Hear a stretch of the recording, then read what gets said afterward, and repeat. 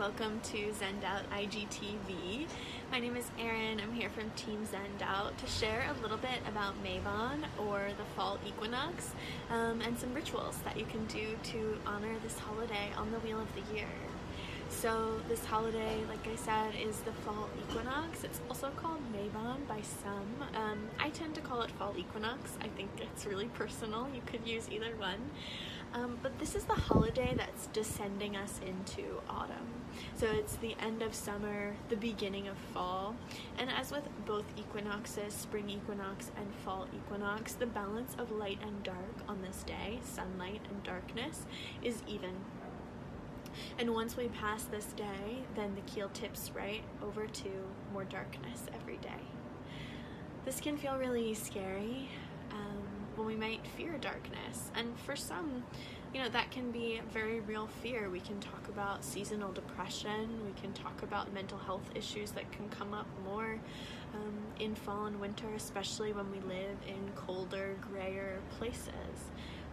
But when we intentionally work with the seasons and the wheel of the year, I do think it can help us, right? It's not going to solve out every problem we might have with some of these seasons if we do, but it might help us, learn the inherent goodness and connect more with the inherent goodness in every season, the necessity of each point along the year. And also learn tools for honoring, celebrating, being with ourselves through the seasons and the seasonal transits.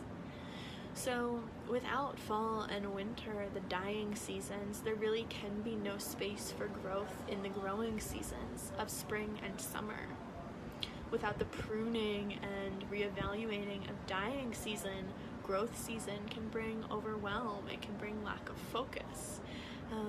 Without the shadow work that fall and winter invites us into, spring and summer can feel shallow, love and light with no substance to back it up, with no depth. And so working with ritual, I feel, is a really beautiful way to honor all of the Sabbaths or the holidays on the wheel of the year, and the fall equinox is one of those. So I wrote a blog post that you can find on zendout.com/blog, where you can find 3 different rituals for working with the fall equinox, and I'm going to share one of them with you today here. So that ritual I want to share is a gratitude ritual. So the fall equinox is also a harvest holiday, Lammas, and then on August 1st, and then we have the fall equinox, which can be thought of as a second harvest. It's also often referred to as the witches' Thanksgiving, so you can think of it as sort of a Thanksgiving gratitude kind of day. That's one aspect of the holiday, right? And so it can be a time for us to reap what we have sowed, to enjoy the fruits of our energy with those that we love, to enjoy the fruits of our energy and labor with love and celebration. And so this gratitude ritual is inspired by that aspect of Mabon. So all you'll need is a candle in a color that you associate with gratitude, whatever that means to you, and a piece of paper and something to write with. If you want to get fancy, if you feel inspired, you could roll your candle in oil, herbs. I give some suggestions on the blog post for that, but you really don't need to. It's definitely not a requirement, but if you want to, you certainly can.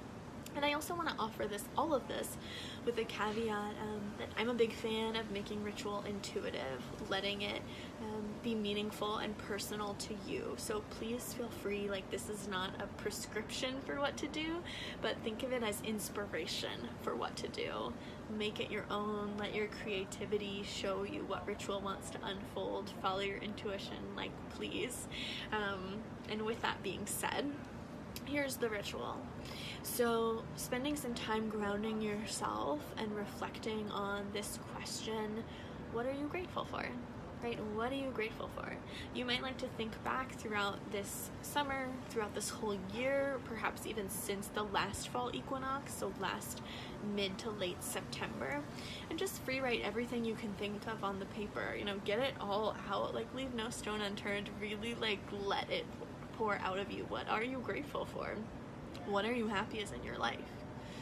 Maybe there might even be enough, time and space between some of the harder things that you may have experienced this summer, last year, whenever, to be able to see some beautiful seeds that have sprouted from those places. And you might be able to find some gratitude in them as well. And you might not, and there might never be time and space enough between them. Like, you might never feel that, and that's okay too. I don't think we're obligated to find gratitude for hard things, but just offering that up in case that's something that you'd like to work with. So spending some time reflecting and writing, and once you complete your list, you can light your candle and start reading that list aloud, everything that you're grateful for. I really love to read one thing out loud, take a deep breath, really let that marinate, let it sink in, let myself feel the actual gratitude for it, you know, like taking my time with it and really consciously connecting with each thing as I share it out loud. So that's my recommendation for you.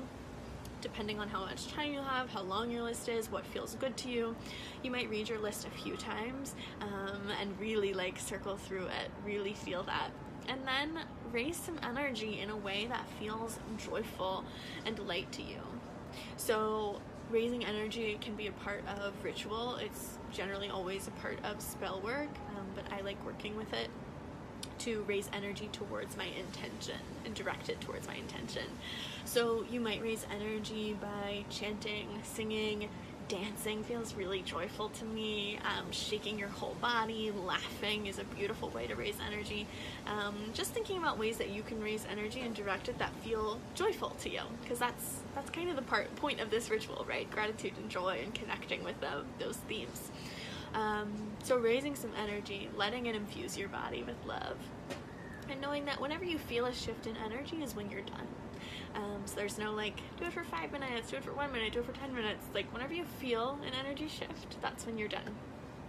And once you feel that, you can burn your gratitude list with your candle and offer up a little gratitude prayer that feels good to you. This could be something really simple. What I like is like, thank you, more please. Like, just offering gratitude and like calling more of that into my life, more of that feeling, more things to be grateful for.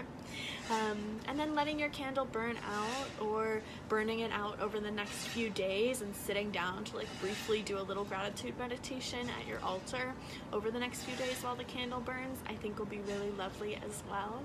And that's the conclusion of the ritual. So I'm wishing you a beautiful fall equinox, and feel free to comment below what rituals you're planning on working with for this holiday.